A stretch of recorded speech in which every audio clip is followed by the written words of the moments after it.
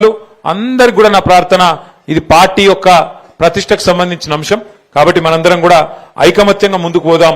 రేపు జిల్లా పరిషత్ ఎంపీటీసీ ఎలక్షన్లు ఎప్పుడు పెట్టినా నిన్న మొన్నటిదాకా ఏమనుకున్నామంటే మరి కాంగ్రెస్ ప్రభుత్వం డిసెంబర్ ఆఖరి వారంలోనే నోటిఫికేషన్ ఇస్తుంది జిల్లా పరిషత్కు సంబంధించి అని చెప్పి వార్తలు వచ్చినాయి.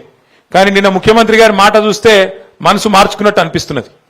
ఎందుకంటే బీఆర్ఎస్ ఈ స్థాయిలో కొడుతుందని ఆయన కూడా అనుకోలే పాపం. ఈ స్థాయిలో అపోజిషన్లు ఉంటే కూడా కేసీఆర్ గారు కాలు బయటకు పెట్టకుండానే, కేసీఆర్ గారు కనీసం నోరు విప్పకుండానే మరి 12,000 సర్పంచులుంటే 32-33% మొత్తం రాష్ట్రంలో బీఆర్ఎస్ కొట్టింది అంటే ఆ దెబ్బకు మరి ఆయన వెనుకకు పోయినట్టే కనబడతా ఉన్నది. ఆ దెబ్బకు మరి వెనుకకు పోతాడేమో పెట్టడేమో ఇప్పట్లా అని నేను అనుకుంటా ఉన్నా. కానీ దబ్బన పెడితే కూడా తయారుందాం.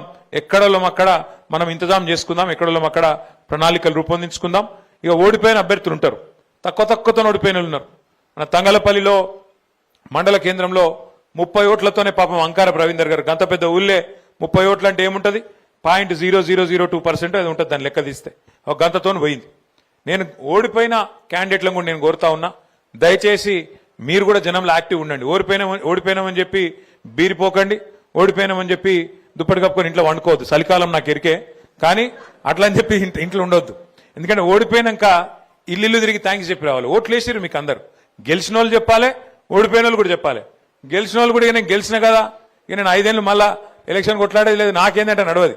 కంపల్సరీ ఇంటింటికి పోవాలి, దండం పెట్టాలి.